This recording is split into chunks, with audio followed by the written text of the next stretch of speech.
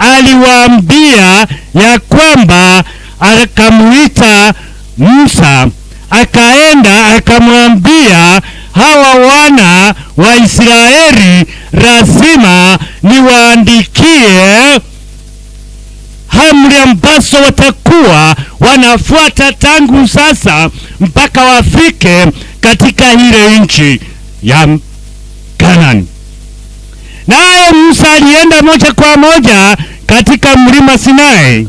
Alipofika mlima Sinai, Bwana Mungu akampa ile amri ambayo aliandika na mkono wake katika pao mbili ama mawe mawili. Hiyo ndio neno Mungu alifanya yeye mwenyewe. Basi Musa alipoenda kwa wana wa Israeli katika kambi ambapo walikuwa wanakaa, akapata wale wana wa Israeli wamegeuka, wametengeneza mfano wa ndama, wanaanza kuabudu. Waliweza wakamsurudisha yule anaitwa Aroni ya kwamba watengenezee, kwa maana hawajui Musa anaenda wapi juu mlimani, anaenda kuona Mungu gani. Tunataka yule Mungu tunaona. Ndipo osa wakaweza wakachifanyia miungu yao, mpaka Musa kakasirika, akaweza akarusa zile pao jini, zikapasuka, zikaisha kabisa. Aliporudi kwa Mwenyezi Mungu, pao zile zimekwenda, kwa maana wale wana nilipata wamegeuka, wanaanza kuabudu miungu kama ng'ombe. Naye Mungu akamwambia sasa sitaandika, akamwambia siandike wewe mwenyewe. Musa akachukua, kama ni choka ilikuwa kama ni kalamu, alichukua akaandika. Ndipo osa tunaona ya kwamba sasa Mungu alianza kuwaruhusu watu kuandika Biblia. Ndio alianzia Musa. Hapo sasa tunapata Biblia hii imeandikwa na wanafunzi wa Yesu Kristo. Hivyo ni kwamba neno hili sio neno la wanafunzi, sio neno ya wale watu waliandika Biblia, bali neno takatifu la Mwenyezi Mungu. Neno la leo ambao tumesoma linazungumzia juu ya Yesu Kristo akitembea pale Yerusalemu wakati wa mashika. Tuseme hapa kwetu hatuna climate change, hapo pale wanaita winter. Winter ni sehemu wakati wa upepo ama baridi nyingi sana. Na wakati huu ilikuwa ni wakati wa wana wa Israeli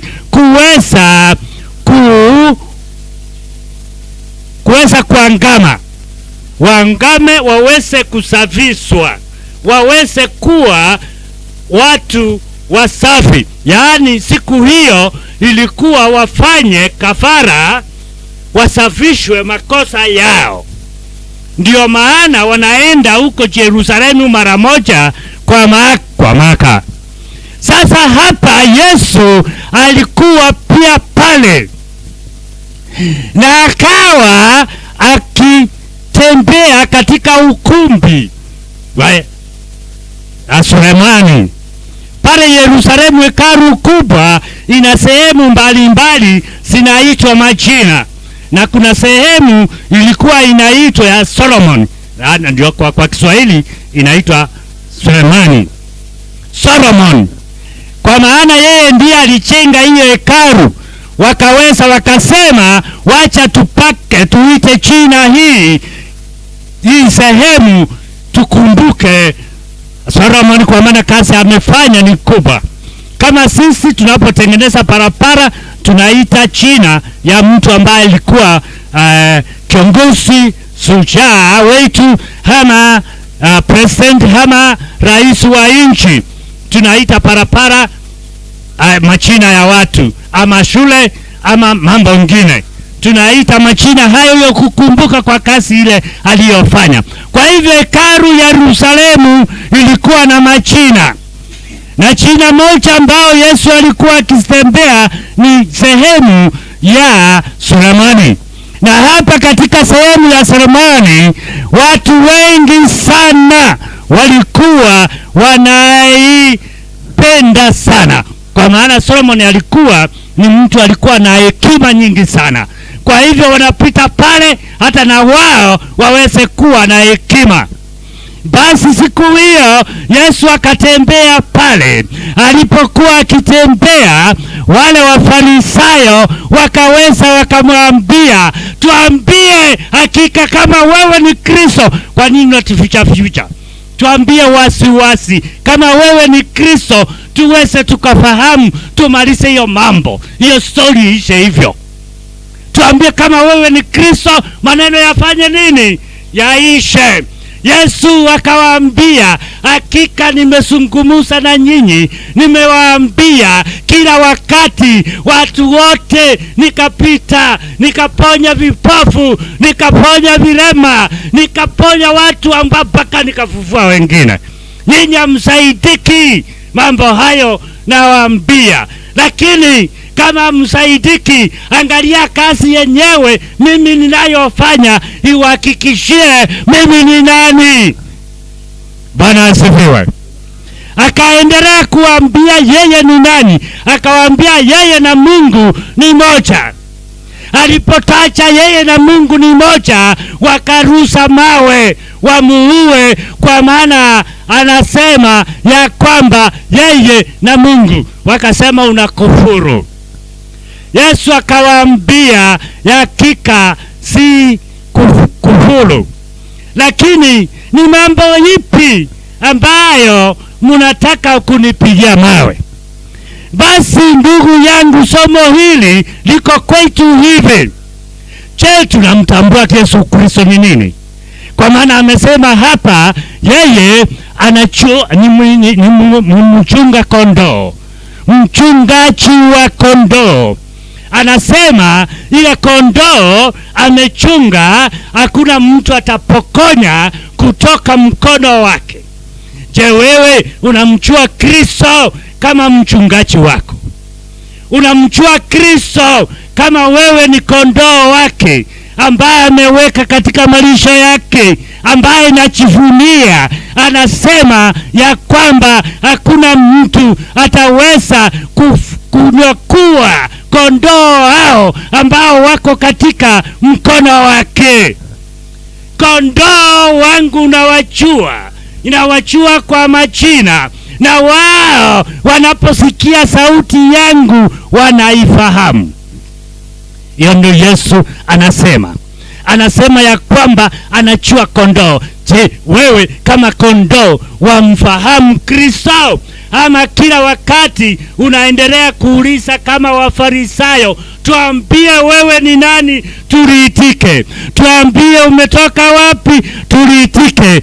Ama wewe unasita katika kazi zako, unasita unakwama katika matope ya Ibilisi, umekwama katika matope ya mwovu Shetani, kwa maana amekukapa, uoni mbele wala nyuma, uwezi ukamtambua Kristo ni nani. Unauliza, na hawa wamekuja hapa ni akina nani? Na hawa wanapiga kelele hapa ni akina nani?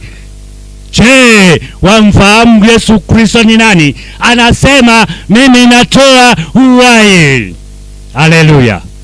Ukija kwa Yesu Kristo, ukimtambua Kristo, atakusafisha makosa yako yote, dhambi zako zote asisafishe, akuwepe uzima wa milele.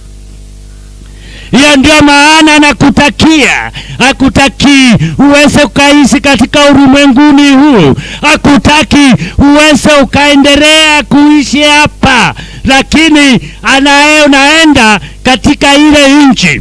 Katika kitabu chile cha Ufunuo tulisoma ya kwamba tena hakuna kilio, hakuna tena njaa, hakuna tena jua kali huko.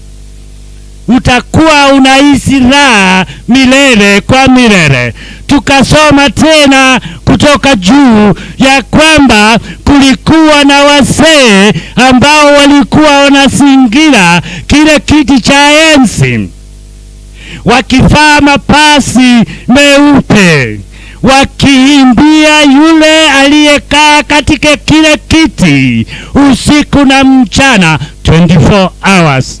Kazi yao ni kumshukuru na kuinua jina lake. Basi mmoja wa wale wazee akatokea Yohana, akamuuliza, je, na hawa ni akina nani? Yohana akajibu akasema, yule aliyekaa pale akajibu akasema, yule malaika mmoja aliwajibu akawaambia, hawa ndio wale wamesafisha nguo zao, ni wale ambao wamevumilia yale matatizo ya ulimwengu, yale mateso ambao walivumilia. Waliteswa lakini hawakuanguka. Waliteswa na ulimwengu. Hapa ulimwengu tutapata mateso, tutapata vitu aina mbalimbali ambao vitatupiga, tutaumia, tutakuwa na majeraha mbalimbali. Watu watatusengenya, watu watatusema matusi hayo na mambo mengi ila mbaya zitakuwa zinatugonga moja kwa moja. Lakini anasema ya kwamba tutakapokuja kupata uzima wa milele tutakuja kufurahia. Bwana asifiwe. Paulo anasema ya kwamba, wakati tulisoma hapo, anasema ya kwamba haonei hii mambo ambayo anasumbuka kama ni kitu. Haoni haya mambo ambayo anasumbuka hapa ulimwengu kama ni kitu. Anapoangalia yale ambayo atakuja kupata siku ya uzima. Bwana asifiwe. Ambaye atakuja kupata, ameyahesabu mambo yote anayopitia hapa ulimwenguni ni kitu bure. Hayawezi kuyafananisha na mambo yale ambayo atakuja kupata katika uzima wa milele. Bwana asifiwe. Ndio maana unatakiwa kumjua Yesu Kristo. Ndio maana unataka kumjua huyu ni nani. Alikuja kwa ajili yetu.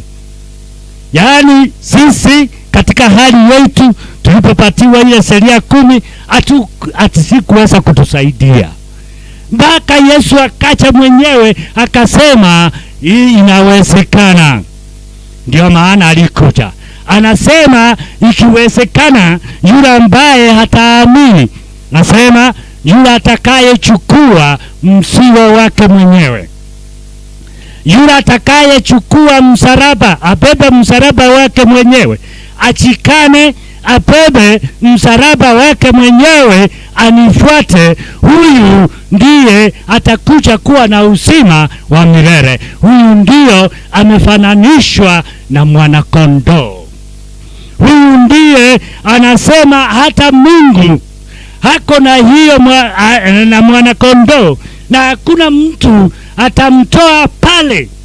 Hakuna mtu atapokonya yule ambaye Mungu ameita, yule ambaye Mungu amependa, yule ambaye Mungu amebariki, yule ambaye Mungu amechukua kuwa mteule wake.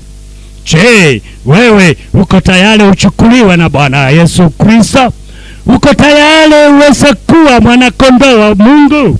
Kama uko, anasema njooni kwangu, njooni kwangu nyinyi nyote mnayolemewa na mizigo mizito, nami nitawapumzisha. Kunaye mizigo tunayobeba, tunaye mambo yanayotusumbua, kunayo mambo katika ulimwenguni huu tunayopitia magumu, na hayo ndio mizigo mizito ambaye anasema ukipeleka kwake atakuweza kukuondolea hayo yote ambayo ni mabaya, na uweze ukaishi katika raha ya milele na milele, ambapo hakuna kilio, na yeye atawafuta machozi kutoka kwa macho yenu, kwa maana mumefanya kazi ila alikuwa anataka kazi ngumu.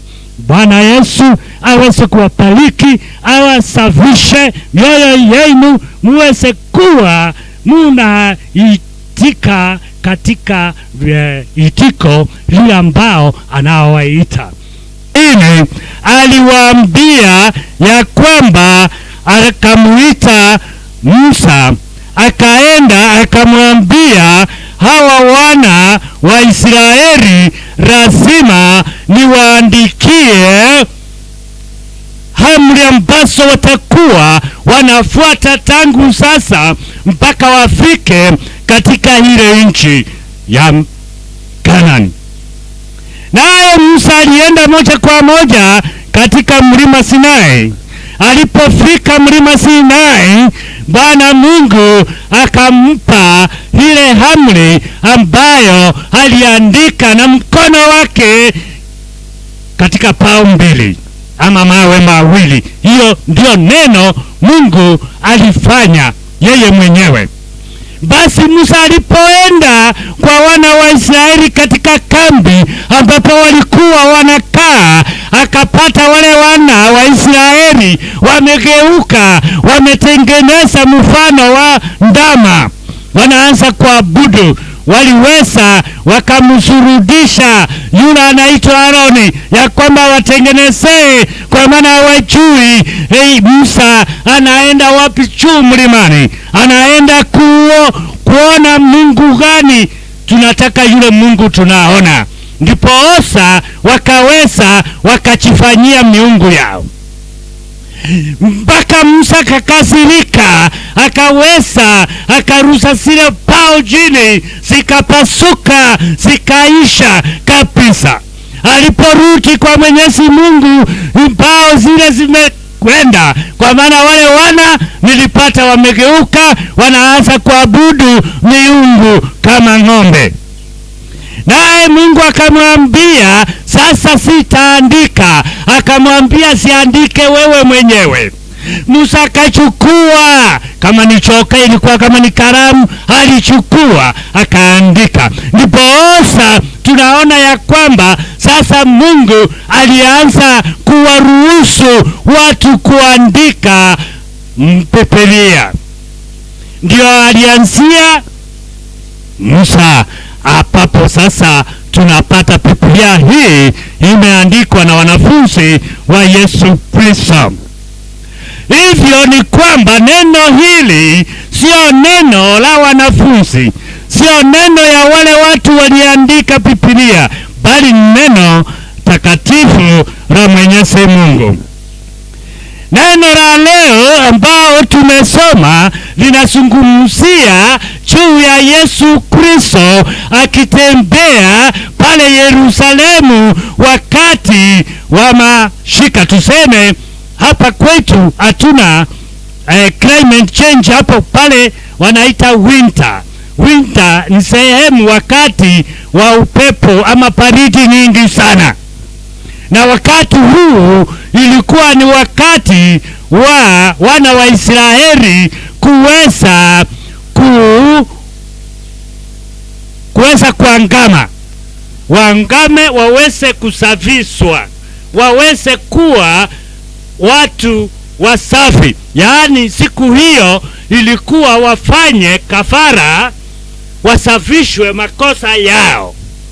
Ndio maana wanaenda huko Yerusalemu mara moja kwa mwaka. Sasa hapa Yesu alikuwa pia pale, na akawa akitembea katika ukumbi wa Sulemani pale Yerusalemu. Hekalu kubwa ina sehemu mbalimbali zinaitwa majina, na kuna sehemu ilikuwa inaitwa ya Solomon, ndio kwa Kiswahili inaitwa Sulemani, Solomon, kwa maana yeye ndiye alijenga hiyo hekalu. wakaweza wakasema, wacha tuite China hii sehemu tukumbuke Solomon, kwa maana kazi amefanya ni kubwa. Kama sisi tunapotengeneza barabara tunaita China ya mtu ambaye alikuwa kiongozi shujaa wetu, ama president, ama rais wa nchi, tunaita barabara machina ya watu, ama shule, ama mambo mengine, tunaita machina hayo ya kukumbuka kwa kazi ile aliyofanya. Kwa hivyo hekalu ya Yerusalemu ilikuwa na machina, na china moja ambao Yesu alikuwa akitembea ni sehemu ya Solomoni. Na hapa katika sehemu ya Solomoni watu wengi sana walikuwa wanaipenda sana, kwa maana Solomoni alikuwa ni mtu alikuwa na hekima nyingi sana. Kwa hivyo wanapita pale hata na wao waweze kuwa na hekima. Basi siku hiyo Yesu akatembea pale. Alipokuwa akitembea, wale Wafarisayo wakaweza wakamwambia, tuambie hakika kama wewe ni Kristo. Kwa nini unatuficha? Tuambie wasi kama wewe ni Kristo, tuweze tukafahamu, tumalize hiyo mambo, hiyo story ishe hivyo. Tuambie kama wewe ni Kristo, maneno yafanye nini? Yaishe. Yesu akawaambia, hakika nimezungumza na nyinyi, nimewaambia kila wakati watu wote, nikapita, nikaponya vipofu, nikaponya vilema, nikaponya watu mpaka nikafufua wengine. Nyinyi hamsaidiki mambo hayo nawaambia. Lakini kama msaidiki, angalia kazi yenyewe mimi ninayofanya, iwahakikishie mimi ni nani. Bwana asifiwe. Akaendelea kuambia yeye ni nani. Akawaambia yeye na Mungu ni moja. Alipotacha yeye na Mungu ni moja, wakarusa mawe wamuue, kwa maana anasema ya kwamba yeye na Mungu. Wakasema unakufuru. Yesu akawaambia hakika si kufuru, lakini ni mambo ipi ambayo mnataka kunipigia mawe? Basi ndugu yangu, somo hili liko kwetu hivi. Je, tunamtambua Yesu Kristo ni nini? Kwa maana amesema hapa yeye ni mchunga kondoo, mchungaji wa kondoo. Anasema ile kondoo amechunga, hakuna mtu atapokonya kutoka mkono wake. Je, wewe unamjua Kristo kama mchungaji wako? Unamjua Kristo kama wewe ni kondoo wake ambaye ameweka katika malisho yake, ambaye anajivunia? Anasema ya kwamba hakuna mtu ataweza kunyakua kondoo hao ambao wako katika mkono wake. Kondoo wangu ninawajua kwa majina, na wao wanaposikia sauti yangu wanaifahamu. Hiyo ndio Yesu anasema ya kwamba anajua kondoo. Je, wewe kama kondoo wamfahamu Kristo? Ama kila wakati unaendelea kuuliza kama Wafarisayo, tuambie wewe ni nani tuliitike, tuambie umetoka wapi tuliitike? Ama wewe unasita katika kazi zako, unasita unakwama katika matope ya Ibilisi, umekwama katika matope ya mwovu Shetani, kwa maana amekukapa, uoni mbele wala nyuma, uwezi ukamtambua Kristo ni nani. Unauliza, na hawa wamekuja hapa ni akina nani? Na hawa wanapiga kelele hapa ni akina nani? Je, wamfahamu Yesu Kristo ni nani? Anasema mimi natoa uhai. Haleluya. Ukisha kwa Yesu Kristo, ukimtambua Kristo, hata kusafisha makosa yako yote, dhambi zako zote zisafishe, akuwepe uzima wa milele. Hiyo ndio maana nakutakia, hakutaki uweze ukaishi katika ulimwenguni huu, hakutaki uweze ukaendelea kuishi hapa, lakini unaenda katika ile nchi. Katika kitabu chile cha Ufunuo tulisoma ya kwamba tena hakuna kilio, hakuna tena njaa, hakuna tena jua kali huko.